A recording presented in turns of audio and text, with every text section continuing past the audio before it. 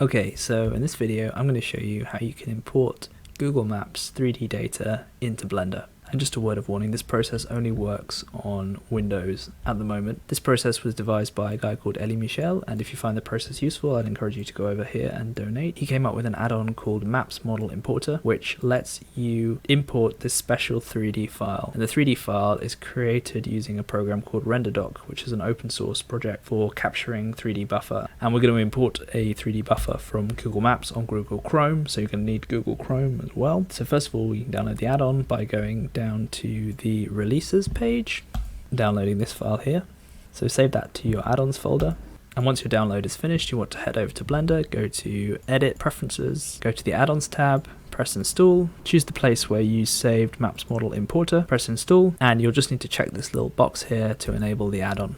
Then next you need to install RenderDoc, and if you did it correctly it should look something like this when it starts. Okay, so now for the tricky bit, you need to go over to your Chrome application folder. For me it was C program files x86 Google Chrome application. Find your chrome.exe launcher file, right click on it, go to create a shortcut, and it'll ask you if you want to put it on your desktop. So if you say yes, then go over to your desktop. You should find chrome.exe, and if you right click on it and go to properties, you should see this section here called target. We need to change the target, and there's a special bit of text that you need to paste into here. I'll put it in the description. Basically it's going to add a couple of flags onto the execution of this file so that it runs in a kind of debug mode. You can see here there's a few little dashes, and press apply and you should see that your icon changes to this command prompt icon. Okay, so then we want to double click on our shortcut, and you can see that Chrome has launched with two windows, and one of them has this message that says GPU starting with PID 11256, and you're going to want to write that number down and then head over to RenderDoc, go to File, Inject into Process, and then here I'm going to search for that number that we just wrote down. And we can see that there is a process with that PID. I'm going to select it and then I'm going to press inject, and if you've done it correctly you should see connection status established. Then we can go back to that message, press OK, and Chrome will launch, but it will launch with this debug mode. And then what you can do is you can go over to Google Maps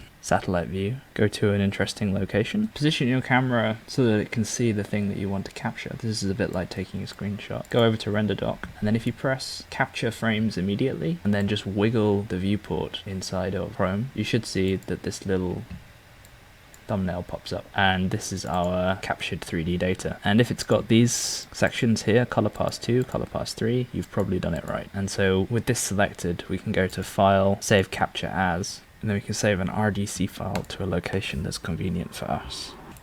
Then we go back to Blender, and I'm going to go to File, Import, Google Maps Capture RDC, and then I'm going to go to the place where I saved my file, press Import, and then if I just delete the default cube, we should see that the geometry has been imported. And if I go to this button here, the textured mode, we should see that it has an image texture on it as well. And that's how you import Google Maps 3D data into Blender. It's a bit of a hack though, but it works. So one thing you may have noticed is that the models don't import at real world scale. So what I've done here is I've just imported a base map using Blender GIS, and I worked out that it imports the 3D models 50 times smaller, so 2% of their original size. So here I'm just going to select my 3D data, press S to scale, and then scale it by a factor of 50, and then you should see that it matches the real world scale of your Blender scene.